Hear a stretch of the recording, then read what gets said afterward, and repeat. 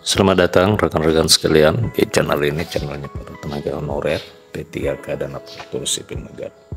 Rekan-rekan sekalian, video kali ini kita akan membahas terkait dengan 7 klaster yang menjadi pokok pembahasan dari rancangan undang-undang tentang perubahan undang-undang aparatur sipil negara. Salah satunya adalah pembahasan terkait dengan penanganan persoalan tenaga honorer. Rekan-rekan, rancangan undang-undang aparatur sipil negara diketahui bersama bahwa saat ini telah berada dalam tahap pembahasan, dan saat ini Kementerian Pendaya-gunaan Aparatur Negara telah melakukan uji publik dari draft rancangan undang-undang tentang perubahan undang-undang aparatur sipil negara. Deputi Bidang Sumber Daya Manusia Aparatur Kementerian Pendaya-gunaan Aparatur Negara (APST) ini mengatakan bahwa secara garis besar, setidaknya terdapat 7 klaster pembahasan di dalam rancangan undang-undang ASN tersebut.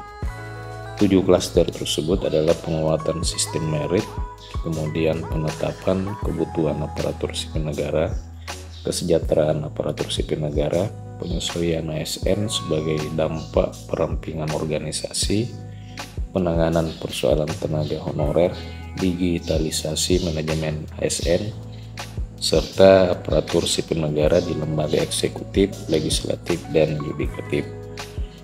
Di revisi Undang-Undang ASN nanti, menurut Alex, salah satu yang diperkuat adalah bagaimana ASN bisa semakin kompetitif, lincah untuk menjawab tantangan zaman. Misalnya saja untuk P3K ini bisa diperluas cakupannya dengan skema kerja yang lebih adil.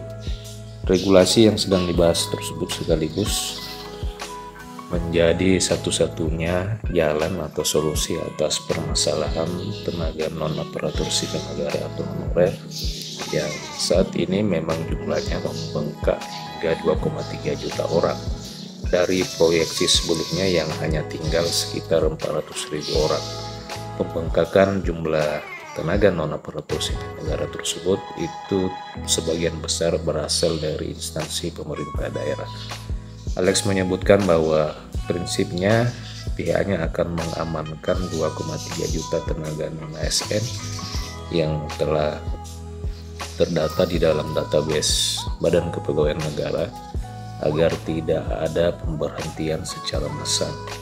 Juga tidak boleh dilakukan pengurangan pendapatan atau gaji yang diterima saat ini, sekaligus memastikan agar tidak menyebabkan pembengkakan anggaran dari APBN maupun APBD.